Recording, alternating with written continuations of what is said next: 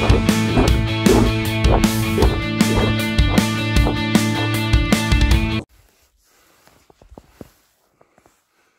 good morning.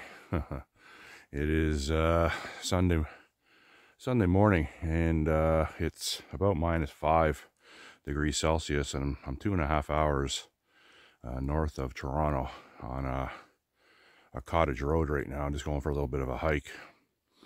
I got some snow on the ground here. Snowbanks are pretty big, and it snowed a little bit last night, so I would say it's about 2 to 3 inches of fresh powder. Just came from that way. And I'm going to see if I can see any wildlife out here in the middle of nowhere. So I'll take it from there. Hopefully I see something. And what time did I say? It's around 4:45 a.m. Got my trekking poles with me. Went on a hike yesterday, and didn't have my poles with me. I was with my two buddies, and their fitness level is better than mine, and they're minimalist. I'll put it that way. They don't want to leave the lake house with any extra gear other than their toque and their boots.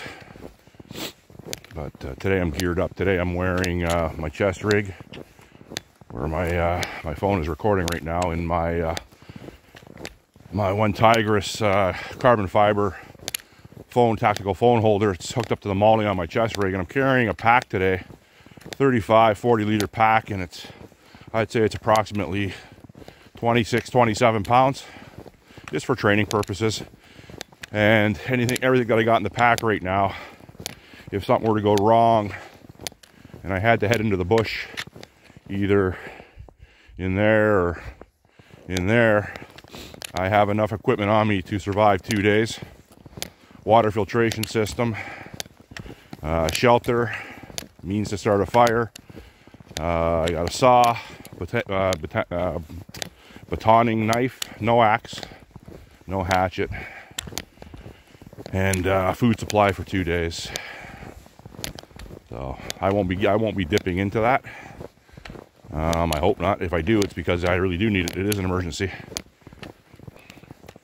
I don't see any animal prints yet. So I'm wearing a headlamp. I believe it's 400 or 500 lumens. I got it on high, and I'm also utilizing one of my tactical lights on my chest rig at about 700 lumens right now. Both USB-C rechargeable.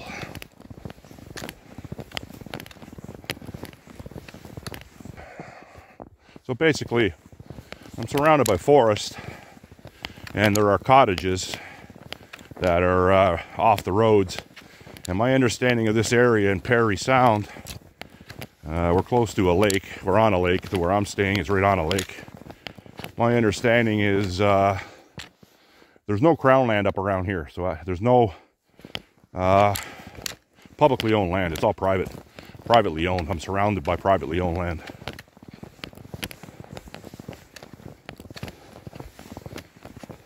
Mostly uphill right now.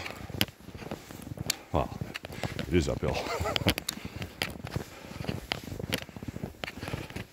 On my trekking poles, I have the protective rubber knobs off them, and I got so it's got like ice picks, which is very helpful because underneath this coating of snow is ice.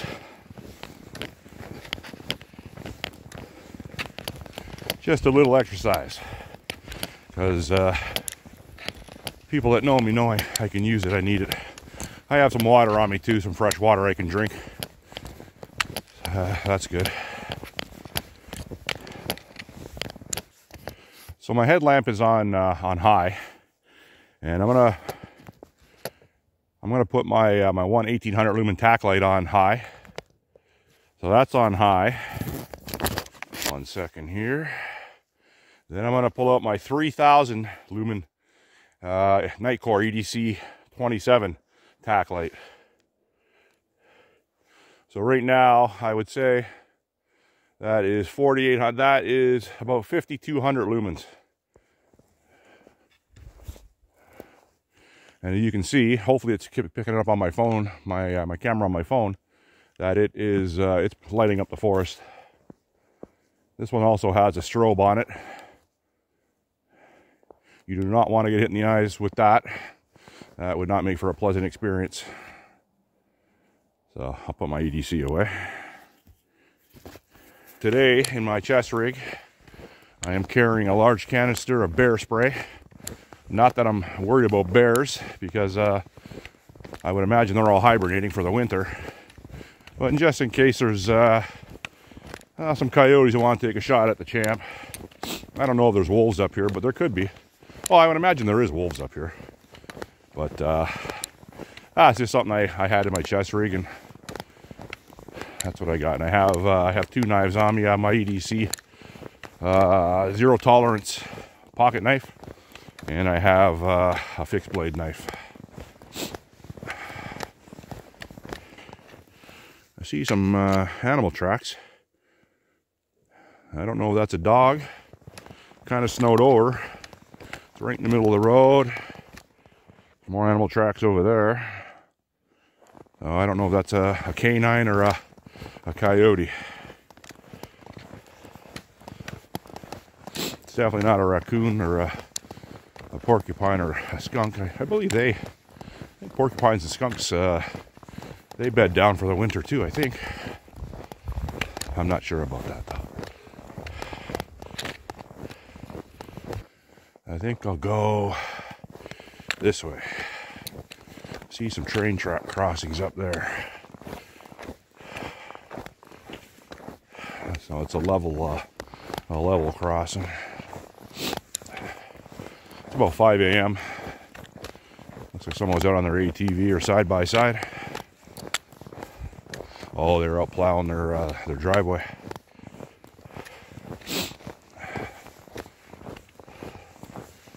So the pack, like I said, about maybe just shy of 30 pounds, I suppose. And it feels comfortable on my back right now, no problems.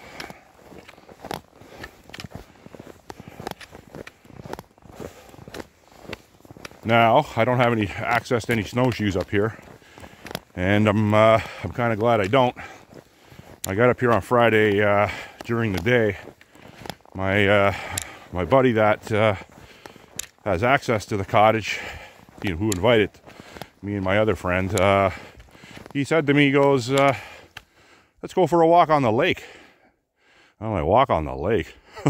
There's 2 feet of snow on the lake. There's at least 2 feet of accumulation up here. I'm not saying about the snowbanks. That's been plowed. Some of them are like 6-7 feet tall. But yeah, you want to show us a couple cottages that I guess we could get a good vantage point from the lake. But in doing so, I'm much heavier than those 2 guys. I'm about 120 pounds heavier than one guy, and about 75 pounds heavier than the other guy, my other friend. So, needless to say, without snowshoes, I was sinking through the snow pretty good, and they were too. So underneath about 18 inches to 24 inches of snow was slush.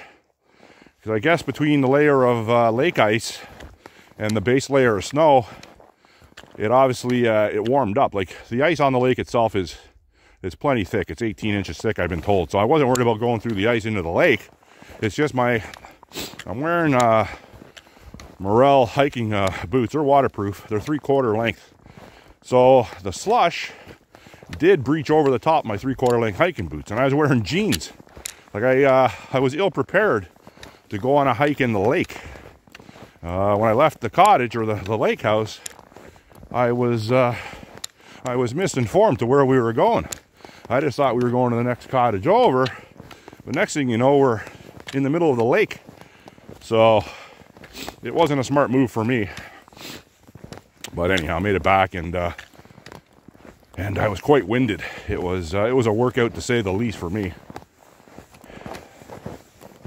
So I'm not stepping foot on the lake again. So here's a level rail crossing. Now, I'm not sure if I've crossed here on a train. When I took the Canadian, the the train that goes across Canada last June of 2024. The train went through Parry Sound and it went over the famous trestle bridge. So did it go across this level crossing? I'm not sure, but good chance that it did. So I could have been on these rails before on the Canadian.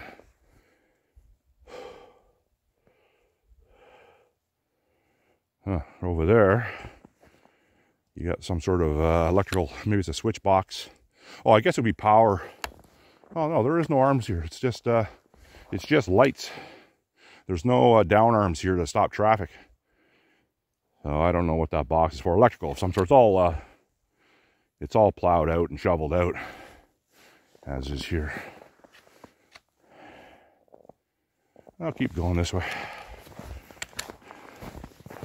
Hopefully I don't get lost going back to the lake house, but my watch, I have my watch tracking my hiking movements right now. So if I did get in trouble, my watch has something called backtrack on it. So I hit the backtrack application on my watch, and it would navigate me back from the exact same steps I took to get where I am now. So I turned around right now and I hit backtrack. It would guide me exactly back the way I came. Kind of handy, especially when you're in the bush. It's a little easier on this road to not get lost. But hey, I'm not familiar with this area. It's my first time up here, and it's pitch black out. If I didn't have these lights right now,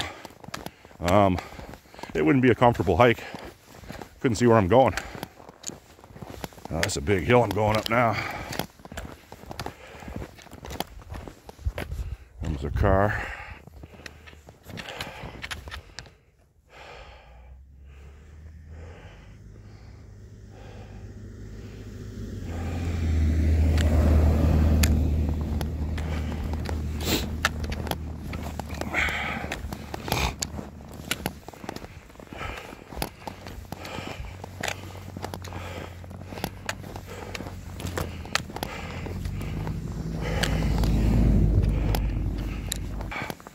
Yeah, that was a good hill. Huh. Got a KOA campground here.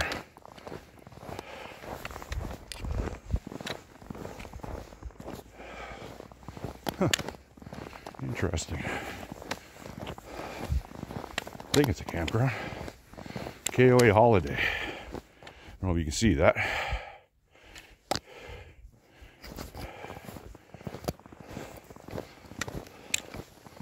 That hill winded me. So, my Achilles heel with regards to my survivability is my fitness. I'm pretty overweight, 55 years old. I got to get out more. I got to lose weight, and I got to do more of this. Yesterday, me and my two friends went out and did 2 kilometers, a little over 2 kilometers, up and down these roads, but the other way. And yeah, so when I first got back to the lake house, I was a little tired, but then after a while I felt good. And like I said, today's Sunday. When I get back, I didn't have a coffee this morning. I'll have a coffee. Probably my friends will be up by then, maybe. And we'll have breakfast. We'll pack up our stuff. It's definitely not breaking camp. I'm actually staying in a lake house that's actually quite luxurious. It's well, it's the nicest cottage in quotations. It's not a cottage. That's why I've been calling it a lake house. It's beautiful. It's large, and it has more amenities than I have at home. So I was unsure what to expect when I came up here. I was expecting something a little more rustic, but the lake house we're staying in is not rustic at all. There are other properties in and around this lake house that are rustic, and I don't really want to disclose too much information with regards to the location of this lake house because it's not mine, and I don't have my friend's permission to to say anything about it, and I'm not gonna. So all I can say is I'm up in Parry Sound. I'm up in Parry Sound District, and it's its own district. It's an inlet, a little town off Georgian Bay, and like I said, I don't know if I said it before, but it's famous for one of its former residents, and that's Mr. Bobby Orr, one of the greatest hockey players of all time. So it's definitely put Parry Sound on the map for sure with regards to that because of Bobby Orr. But it's a nice little town. It's not too bad. It's got small town problems, a little bit of homelessness, a little bit of drug addiction, but you see that all across Canada. So I'm not going to get too much into that. That's just an unfortunate sign of the times. Well, from the way it's looking, this road's looking like it's pretty flat for the next little while. So I'm going to walk maybe another, maybe 500 yards, 5 football fields. And I'm looking at a snowbank way up ahead. Then I might stop at and turn around and head back. So far, so good. A little winded. The backpack, no problems. Chest rig, no problems. The chest rig is probably around 10 pounds. I got it pretty loaded up today. And like I said, the pack's just shy of 30, so 40 extra pounds on me. That would put me around, with my clothes on, around 330 pounds. You believe that? I'm 330 pounds walking down this road, and I feel good right now. I never had knee problems. I never really had back problems. So I feel good. Breaking a sweat, but that's not going to matter much because I don't plan on setting up a camp in the woods, so I don't have to worry about getting too cold with regards to wicking of the moisture. And it's only maybe it's like -4, -5, so it's not cold at all. What's going on here? Oh, it's someone's house. Don't want to be shining my light in someone's house at 5 in the morning. Kind of odd. Okay, so there's that snowbank I was talking about up ahead there.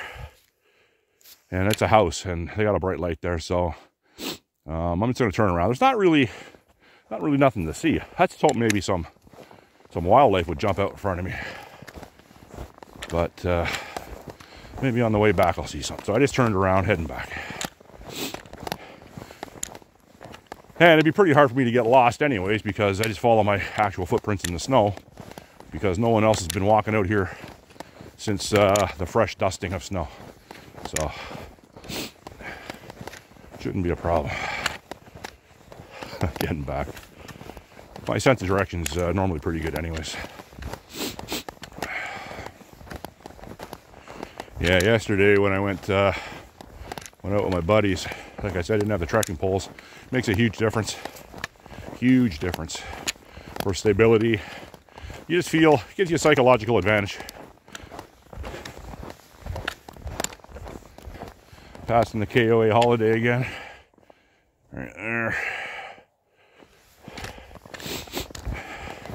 This headlamp I'm wearing, I'm not sure of the brand name on it.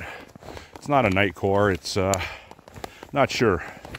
It's not the cheapest one. It's about mid-range, and I like it. It's got motion detector on it as well too. If you want to set it up outside your tent at night, and you want to go to the washroom or something, and then you just put it on whatever to prop it up and put the motion on it, and it'll come on. So you have kind of, well, a motion detected light. I think it's got about 6 levels of setting, and that includes a red light. Every so often I turn around and make sure there's not a Sasquatch following me. I don't want to come across a squanch. Gotta be careful. I just turned my headlamp to the right, and I shined it right in the window of a looks like a house. Someone lives there, so that ain't cool. I don't want to startle people, because when you're up in this kind of remoteness, you don't really expect bright light shining into your house at around 5 in the morning. So I'm trying to be as courteous as I can. Oh, what did I see there? Thought I just caught an animal to my right, but I don't think so. Where that snowbank is would be very deep snow, so it was just maybe a snowflake. It is snowing a little bit. I guess it snowed all night, very lightly. But one of the residents up here, we were talking to him yesterday, and he's been up here like since he was a kid, I think, or a very young adult, and he's in his 60s anyways. And he said it's the most snow up here in 15 years, quote unquote. He said the most snow he's seen up here in 15 years. So I would say that's a pretty accurate barometer of the last 15 years of history with regards to snow, because this person, to my understanding, is up here a lot. So this gentleman would be a good, an accurate source of information. And there's a lot of snow. We got a lot of snow in Ontario this year, including Toronto, where I'm from. Quite a bit of snow. Not quite as much as this, but enough. A lot of people don't like snow. I do. I like it. I like Canadiana. I like the northern forests of Canada. And you know, people are in this time of year, February, end of February, posting pictures of Mexico, Dominican Republic, you know, California, Florida, and that's great. You know, on beaches and whatnot, Cuba, and that's fantastic. But that's not for me. I was saying to my friends yesterday, if I had the chance, like, there's a couple places I'd like to go. I'd like to go to see Hawaii, okay? If someone would offer me a chance to go to Hawaii, or, well, not even offer, I could go. I would go. And that's the only place right now of a tropical destination that I'm interested in, or possibly Australia, and to a lesser extent New Zealand. I understand New Zealand's not so tropical, but I imagine there's places in New Zealand that are warm. I'm back at the train tracks here.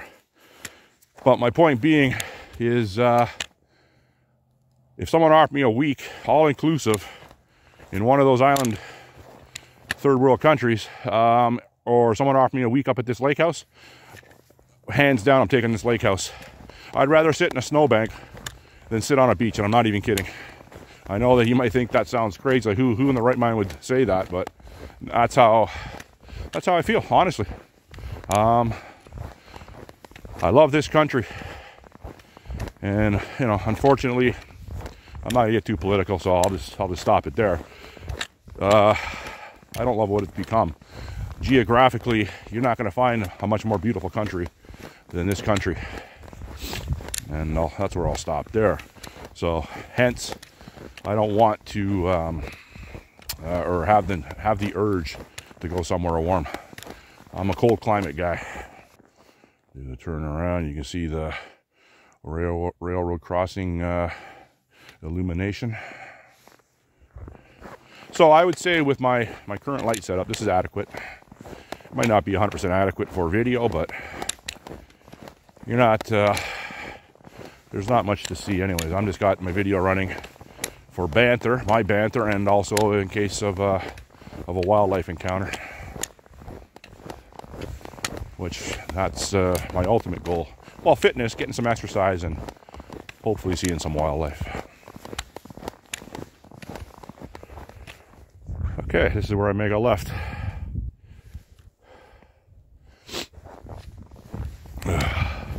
Seem quicker coming back. No exit, but there's lots of meandering road through here. But you can't come back out an alternate way. You got to come back out this way.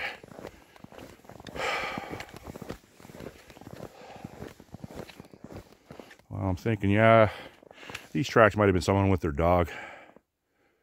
Maybe, I don't know. Like I said, they're a little snowed over, so they're not fresh.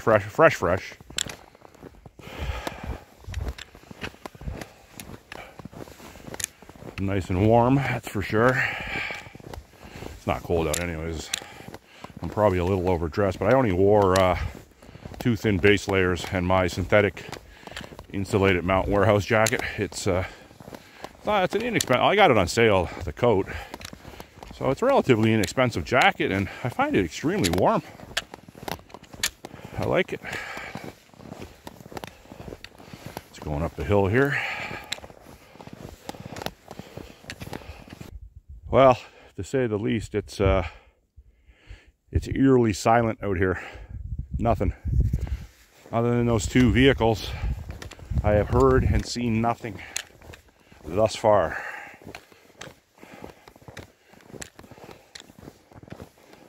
So like I said earlier, in my pack and my chest rig, I have everything on me right now to sustain me in this sub-zero temperature for 2 days.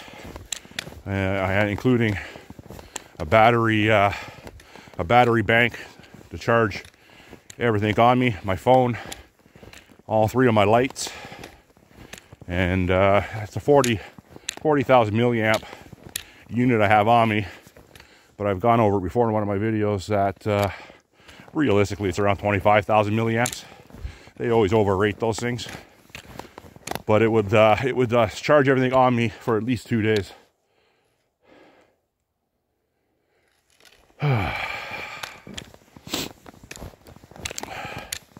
So this is how I like leaving the house, prepared for stuff. When you're with people that aren't into preparedness and into taking hiking seriously, they could kind of jump on you a little bit, because the amount of time it takes you to gear up and to think about everything that you need. You know, they put their gloves, their boots on, and they're already halfway through the hike.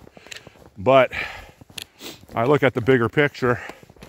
I also have a first aid kit on me. I have water filtration capabilities on me. I have fire starting capabilities, means of shelter on me. I have cordage, food supply. So, you know, the likelihood of something happening in this short little hike to me is very minimal. But it's also training your mind with regards to preparedness. And when you put on your pack, certain packs, you sling your chest rig, you get your trekking poles ready, you get your outerwear ready. You're building in repetitiveness, and the more you do it, obviously, the easier it's going to be. And in an emergency situation or an SHTF situation, it just makes it that much easier to gear up and to get out, or to get your plan together if you're going to hold and secure your property, so to speak. So I know that's why I like doing things by myself, because if you're not with people that are like-minded, they don't understand this to a high degree. They kind of get it, and they look at it like, you know, like, is that all necessary? Well, to be quite honest with you, if I make it back to the lake house, I got that far to go, but if I make it back to the lake house and this has been an uneventful hike, well, that's excellent. That's good. But if there was a situation where, you know, for example, I got wild animals, like I have means to protect me. I don't have a firearm on me. You know, but I got a big, like I said earlier, I got a big canister of bear spray, and I got a couple knives and my trekking poles. So it's a little bit of defense. And for the most part, the animals that inhabit this part of south or northwestern Ontario, I guess we're about an hour and a half south of Sudbury. You know, you're not going to run into animals that are going to try to rip you apart. That's what I'm trying to say. If you had there are lots of black bears around here, but like I said earlier, they're hibernating. So I'm not expecting to see a black bear, but having said that, I imagine it could happen. And I'm not really afraid of other things, but it's better to have it and not need it than to need it and not have it. So 2 is 1 and 1 is none. You build in redundancy.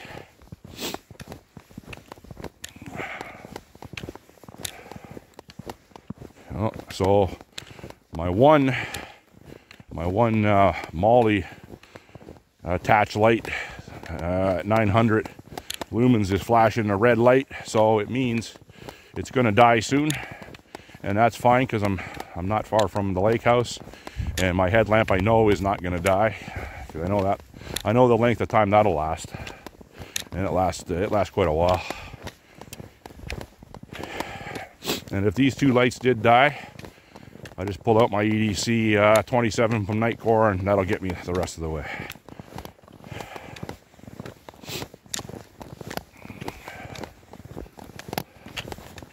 Back's getting a little sore now, and I got this last hill here. It's a fair size hill.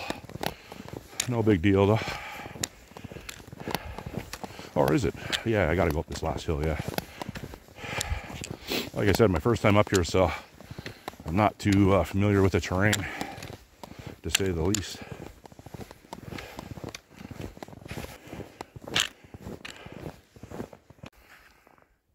So you can't see me very well because it's pitch black out and I had to shut off my headlamp. But I'm back to the lake house, and that's going to conclude my Sunday morning hike up in the Parry Sound district. I might post this video, I might not. And if I do post it, if you are interested in hearing me ramble on in the complete darkness up in the middle of nowhere, you can like, subscribe, and share. Enjoy the rest of your Sunday, wherever you are in the world. Bye, people.